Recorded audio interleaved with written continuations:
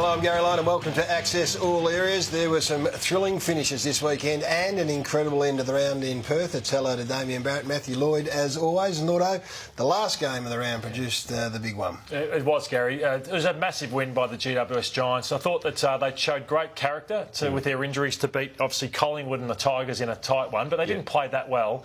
But Leon Cameron said yesterday it was their greatest win of the season. It probably was coming in their seventh year, wasn't it, Gaz? And they did it without these 9 players who, on any given day, would be in their best 22. Now, whether they can all get back into the 22 now that they're out of it, but there's some serious quality amongst those omissions. 26 to choose from through the course of the week, we're told, which not only affects what you can choose, but also affects how you train too, Lordo, which I think is underrated in lots of ways. But they did have this man, Toby Green, out there, and Josh Kelly, granted, super player. I'd be picking this boy ahead of Josh Kelly if I had to make a target of someone. He's got the capacity to go forward and win games, as well as he's not needed as much through the midfield. But these are clutch moments. I mean, look at the score here. They're under pressure. I mean, I'm not sure there are many players that can go back and drill that at that time of a match. And then just to put a rubber stamp on it. This sees the moment too, didn't it? Yeah, it did. I mean, there was a minute later, boundary, arc of the 50, just smart enough to get it through. I love what he's been able to do as a footy player. He'd be my first. I'd be happy to go second, but he'd be my first pick. Has he got the tank, though, to compare him properly with Josh Kelly? Because I'll take your Toby Green, Gaz, but I will raise you Josh Kelly on what he did in this game and what he's also been doing this year, because this is just one moment for him, but he starts this passage of play. You can see him there, and we'll show it again and slow it down a little bit, but he's still running, Gaz, and his opponents are refusing to go with him, and he's there at the end of it, and we know what happens when he gets it that close to goal. It's like the old supermodel one. You're happy to lose out. But look at the running patterns here, and I guess you look at Gaff and Priddis, the two blokes that he burns off here. They can't go with him. Well, it's the one thing about the West Coast Eagles. They don't have much pace. They're a very one-pace midfield, and that's where a guy like Josh Kelly is going to have a great game against the West Coast Eagles. But one thing on Gary, I'd take Kelly too, but one thing on Gary's point, there's a lot of midfielders out there.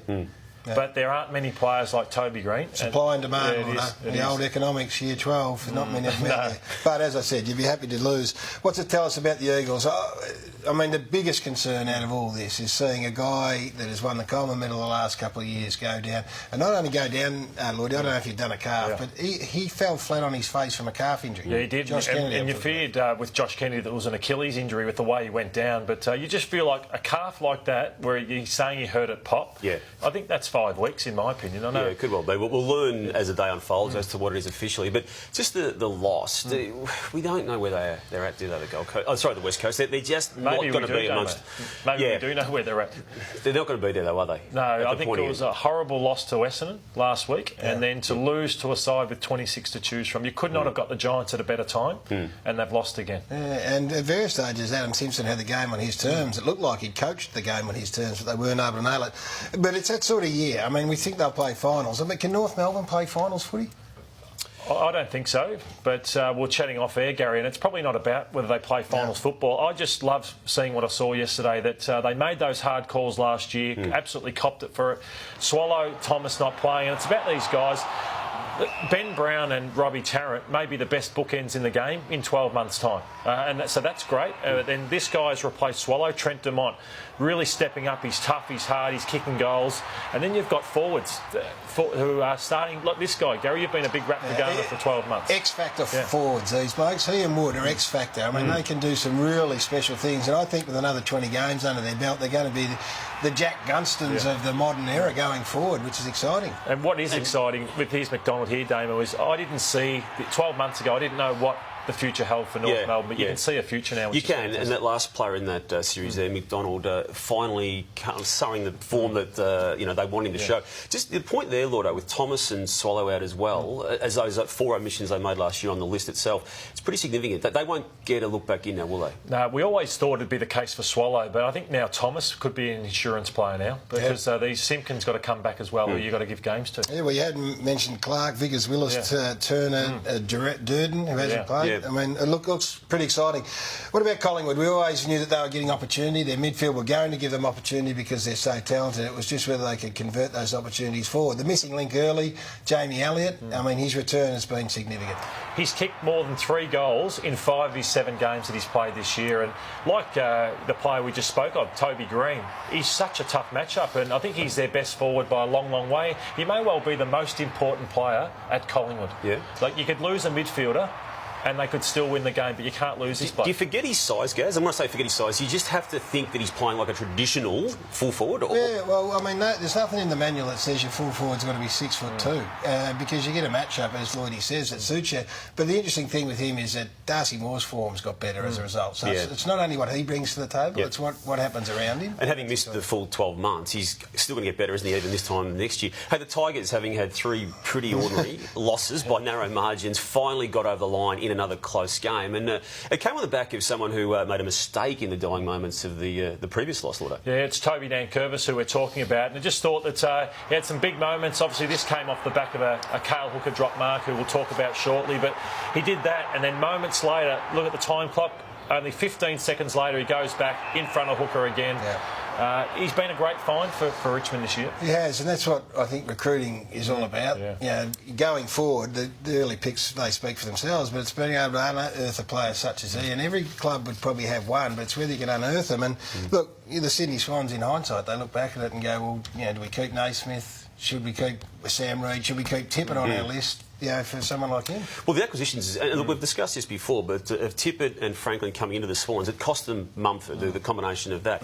Nankervis has fallen out as well. And as you said, with the ruckmans they've got, Tippett and Sinclair, Gaz, would you be making tough calls on more Tippett than Sinclair there?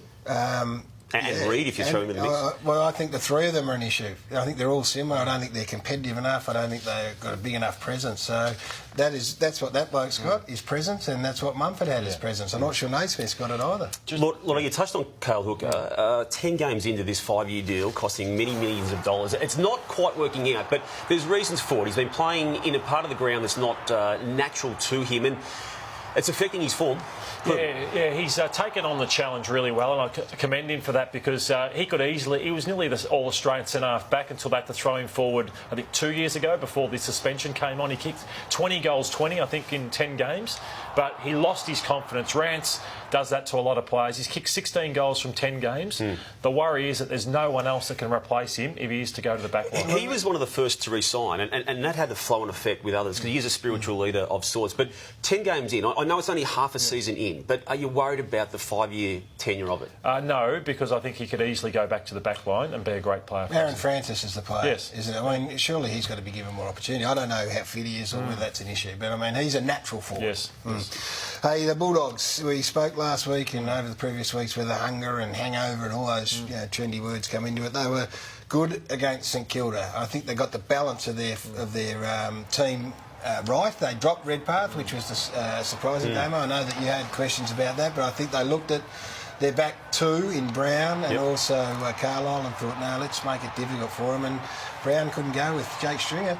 And the worry for the Saints here, Gaz, as we see how easily these goals came for the Bulldogs, is where are they right now with the 5-5 scoreline after the 10? And look, Alan Richardson, when he has the debrief, Lotto, before they then have the bye next weekend, this is going to make for ugly reviewing. You're right. And when they beat the GWS Giants on a Friday night, they beat them up physically and they got them on the spread, and you thought they've finally arrived. But their last 2 weeks against Sydney and the Western Bulldogs, they've shown they're still not there yet, and they're a long way off, and it's been disappointing. Bad losses. They're all a bit one gear at the moment. They're all rip, tear, or bust, and then it doesn't work. You get hit back the other way. So I reckon the bye will come at a good time. They'll look at it and they want to keep the attacking instinct, but they've got to add some backstop. Gaz, you're at the SCG in round 3 when Collingwood beat the Sydney Swans. You're there again on the most recent Friday just gone when Hawthorn surprised the Swans to go to 4 and 6. But you saw some similarities in what was done in both those games. A masterclass from Alistair Clarkson. I mean, he took whatever Nathan Buckley did in round 3 and stored it away and said, I know we're going up there in round 10. And it was all about maintaining possession of the footy.